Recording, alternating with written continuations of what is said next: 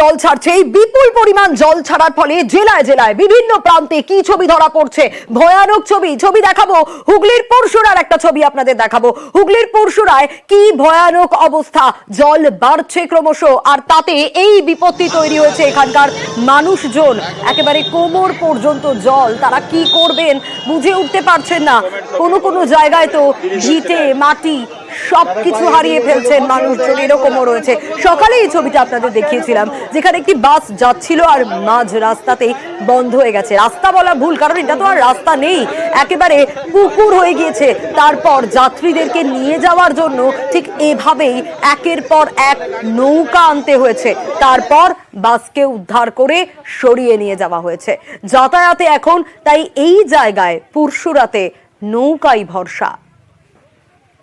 দেবাশিস রয়েছেন আমাদের সঙ্গে। দেবাশিস, যাত্রী নিয়ে জলে বাস আটকে পড়েছিল, সকালে আমরা সেই ছবি দেখেছিলাম। ডিভিসির জল ছাড়ার ফলে পরশুরা একেবারে জলমগ্ন, প্রশাসন তো তৎপর, কিন্তু মানুষগুলো কি করবে, এ তো ভয়ানক অবস্থা। দেখো, বারবার করে গতকাল থেকেই কিন্তু আমরা জানি যে বিকাল 5টার পর থেকে যখনই জানা যায় যে আবার নতুন করে জল ছাড়ছে ডিভিসি, তা আগামীকালও ছাড়বে, তখনই কিন্তু প্রশাসনের তরফ থেকে বিভিন্ন এলাকা শুরু হয়। বিডিওর তরফ থেকে যেরকম শুরু হয়েছিল, থানা থেকে সেরকম ভাবে প্রচার শুরু হয় যে এলাকা ছাড়তে হবে। যেসব মানুষজন একেবারে পার্শ্ববর্তী তাদেরকে কার্যত সরে দিয়ে যেখানে স্কুলে রেস্কিউ সেন্টার তৈরি করা হয়েছে, সেই রেস্কিউ সেন্টারে তাদেরকে পৌঁছে দিতে হবে বা পৌঁছতে হবে। তাহলে সেই জন্য কিন্তু প্রচার যেরকম করে চালানো হয়েছিল, তবে প্রচারে কিন্তু অনেক মানুষই কান দেননি, এটা কিন্তু পরিষ্কার। তার কারণ আমরা জানি যে মানুষজন তারা ভাবতে পারছে না তারা কি করে যাবে, তারা কোথায় যাচ্ছে, তাদের বাড়িতে থাকা জিনিসপত্র সেগুলো কি হবে। বলে সেই জায়গা থেকেই কিন্তু আতঙ্কিত কিছু কিছু মানুষ তারা গ্রামে কিন্তু এখনো পর্যন্ত থেকে গেছিল। মানে সেই কারণে কিন্তু তাদেরকে বিপদের মুখে পড়তেই হলো। কার্যত যখন জল বাঁধ ভেঙে জল ঢুকলো, তখন নৌকো করে তারা কিন্তু স্থলভাগে আসার জন্য প্রস্তুতি নিল বা নিয়ে তাদেরকে গ্রাম থেকে নিয়ে আসা হচ্ছে। ফলে এই প্রশাসনের স্থানীয় মানুষজন তারা কি বলছেন শোনাবো। সকালবেলা তখন 5টা আসি, তখন এখানে এত জল, ঠিক আছে। তারপরে তো পর জল বাড়ছে,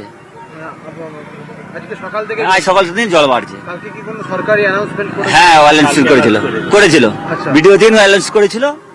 করার পরে সব অনেক লোক সতর্ক হয়ে গেল, মাঠের ধারে যে সব লোক রয়েছে তারা উপরে উঠে গেছে। তারপরে এই আজকে মোটামুটি 5টার পর থেকে বেশি জলটা বাড়ছে, ভোর থেকে হ্যাঁ ভোর 5টা থেকে, সকাল 5টা থেকে জলটা বাড়ছে। পরশুরার ছবি তো দেখলেন, এবার দেখাবো আরো একটা ভয়াবহ ছবি। দেখুন সেই ছবিটা, আরামবাগের ছবি। হুগলির বিস্তীর্ণ এলাকা ভেসে যাচ্ছে, জলমগ্ন, হু হু করে জল ঢুকছে এলাকায়, রাস্তা পর্যন্ত ভেঙে গিয়েছে। আরো বিস্তারিত দেবাশিস জানাতে পারবে। দেবাশিস, জল বাড়ছে, আতঙ্কে ভুগছে আরামবাগের মানুষজন।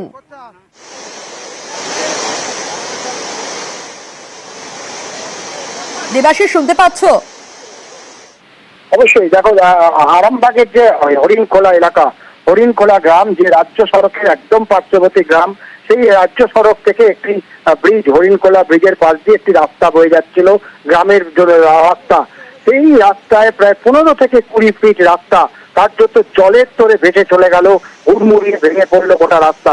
আর এই যে পুরো গ্রাম গাজন চক গ্রাম, সেই চক গ্রামটা কিন্তু পুরোপুরি মানে একেবারে বলা যেতে পারে শহরের সঙ্গে যোগাযোগ বিচ্ছিন্ন হয়ে গেল। কিছু কিছু মানুষ যে মাঠের ওপর দিয়ে জলের তোরের মধ্যে দিয়েই তারা কিছু মানুষ গ্রামের দিকে এসেছেন। অন্যদিকে আমরা দেখতে পাই ঠিক তার পাশে যে অংশ, অর্থাৎ জাতীয় সড়কের ধারে যারা বাস করেন, তারা কার্যত